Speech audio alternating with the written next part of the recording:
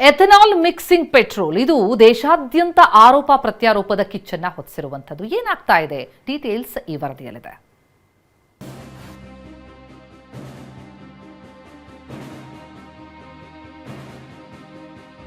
Ethanol ಪೆಟ್ರೋಲ್ಗೆ ಹೊಂದಿಕೊಳ್ಳದ car ನೀಡಿ ಕಳ್ಳಾಟ.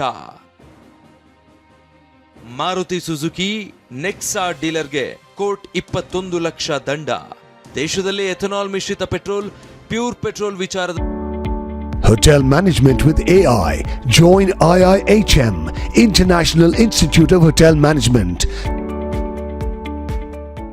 ಸಾಕಷ್ಟು ಚರ್ಚೆ ನಡೀತಾ ಇದೆ. E20 ಪೆಟ್ರೋಲ್ ಮೈಲೇಜ್ ಕಡಿಮೆ ಮಾಡುತ್ತೆ ಮತ್ತು ವಾಹನದ ಎಂಜಿನ್ಗೆ ಧಕ್ಕೆ ಆಗುತ್ತೆ ಅನ್ನೋ ಆರೋಪ ಸುಳಿದಾಡಿತ್ತು. ಆದ್ರೆ ಯಾರು ಆತಂಕ ಪಡಬೇಕಿಲ್ಲ ಅಂತ ಕೇಂದ್ರ ಸರ್ಕಾರ ಕ್ಲಾರಿಟಿ ಕೊಟ್ಟಿರೋ ಹೊತ್ತಲ್ಲೇ ಮತ್ತೊಂದು ಅಚ್ಚರಿಯ ಘಟನೆ ಬಯಲಾಗಿದೆ.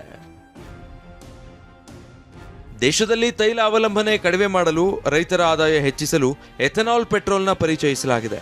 ಇನ್ನೊಂದು ಕಡೆ ಎಥನಾಲ್ ಮಿಶ್ರಿತ ಪೆಟ್ರೋಲ್ ಬಳಕೆಯಿಂದ ವಾಹನಕ್ಕೆ ಹಾನಿಯಾಗಿದೆ ಅಂತ ಕೋರ್ಟ್ ಮೆಟ್ಟಿಲೇರಿದ್ದ ಗ್ರಾಹಕರ ಪರವಾಗಿ ಮಹತ್ವದ ತೀರ್ಪನ್ನು ನೀಡಿದೆ. ಎಥನಾಲ್ ಮಿಶ್ರಿತ ಪೆಟ್ರೋಲ್ಗೆ ಹೊಂದಿಕೊಳ್ಳದ ಹಳೆ ಮಾಡೆಲ್ ಕಾರನ್ನ ಗ್ರಾಹಕರಿಗೆ ಮಾರಿದ್ದ ಮಾರುತಿ ಸುಜುಕಿ ನೆಕ್ಸಾ ಡೀಲರ್ಗೆ ಕೋರ್ಟ್ 21 ಲಕ್ಷ ರೂಪಾಯಿ ದಂಡ ವಿಧಿಸಿದೆ. ಜೂನ್ 2024ರಲ್ಲಿ ಪ್ರೇಮರಾಜ್ ಅನ್ನೋರು ಗ್ರ್ಯಾಂಡ್ ವಿಟಾರಾ ಕಾರು ಖರೀದಿಸಿದ್ರು. ಛತ್ತೀಸ್ಗಢದ ರಾಯ್ಪುರದ ನಿವಾಸಿ ಡಾಕ್ಟರ್ ಪ್ರೇಮರಾಜ್ ಕಾರು ಪರ್ಚೇಸ್ ಮಾಡಿದ್ರು. E20 ಎಥನಾಲ್ ಮಿಶ್ರಿತ ಪೆಟ್ರೋಲ್ಗೆ ಹೊಂದಿಕೊಳ್ಳುತ್ತೆ ಅಂತ ಗ್ರಾಹಕರಿಗೆ ಸುಳ್ಳು ಹೇಳಿ ಜನವರಿ 2023ರಲ್ಲಿ ತಯಾರಾದ ಹಳೆಯ ಸ್ಟಾಕ್ ಮಾರಲಾಗಿತ್ತು. E20 ಎಥನಾಲ್ ಮಿಶ್ರಿತ ಪೆಟ್ರೋಲ್ಗೆ ಹೊಂದಿಕೊಳ್ಳದ ಕಾರು E20 ಇಂಧನ ಬಳಕೆಯಿಂದಾಗಿ ಕಾರು ಪದೇ ಪದೇ ಕೆಟ್ಟು ನಿಲ್ತಾ ಇತ್ತು. ಕಾರಲ್ಲಿ ಉತ್ಪಾದನಾ ದೋಷವಿಲ್ಲ ಎಂದು ಕಂಪನಿ ವಾದ ಮಾಡಿತ್ತು. ಬಂಕ್ಗಳಲ್ಲಿ ಸಿಗುವ ಕಲಬೆರಕೆ ತೈಲದಿಂದ ದೋಷ ಆರೋಪಿಸಿತ್ತು. ಮಾರುತಿ ಸುಜುಕಿ ಸಂಸ್ಥೆ ವಿರುದ್ಧ ಕೋರ್ಟ್ನಲ್ಲಿ ಮಾಲೀಕ ಅರ್ಜಿ ಸಲ್ಲಿಸಿದ್ರು. ಅರ್ಜಿ ವಿಚಾರಣೆ ನಡೆಸಿದ ಕೋರ್ಟ್ ಮಾರುತಿ ಸುಜುಕಿ ಮತ್ತು ನೆಕ್ಸಾ ಡೀಲರ್ಗೆ ದಂಡ ವಿಧಿಸಿದೆ. ತಾಂತ್ರಿಕ ದೋಷ ಮರೆಮಾಚಿ ಮಾರಾಟ ತಪ್ಪು. 45 ದಿನದಲ್ಲಿ E20 ಹೊಂದುವ ಹೊಸ ಕಾರು ನೀಡಲು ಆದೇಶ ಹೊರಡಿಸಿದೆ.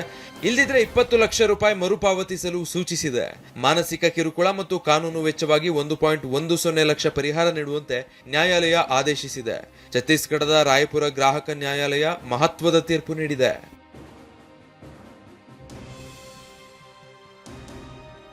ಎರಡ್ 2027ರಲ್ಲಿ ವಾಹನಗಳಿಗೆ ಕೇಂದ್ರದಿಂದ ಹೊಸ ರೂಲ್ಸ್.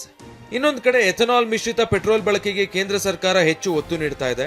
ಅದರಲ್ಲೂ ಏಪ್ರಿಲ್ 1, 2027ರಿಂದ ಅನ್ವಯ ಆಗೋ ಹಾಗೆ ಕಾರುಗಳಿಗೆ ಹೊಸ ಇಂಧನ ದಕ್ಷತೆಯ ನಿಯಮವನ್ನ ಜಾರಿಗೆ ತರುವುದಕ್ಕೆ ಪ್ಲಾನ್ ಮಾಡಿಕೊಂಡಿದೆ.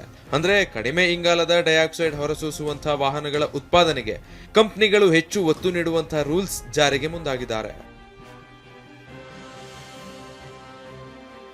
ಎಥನಾಲ್ ಮಿಶ್ರಿತ ಪೆಟ್ರೋಲ್ ಬಳಕೆ ಸದ್ದು ಮಾಡ್ತಾ ಇರುವಾಗಲೇ ರಾಯಪುರ ಕೋರ್ಟ್ ನೀಡಿರುವಂತಹ ತೀರ್ಪು ದೇಶದಲ್ಲಿ ಮಹತ್ವ ಪಡೆದುಕೊಂಡಿದೆ.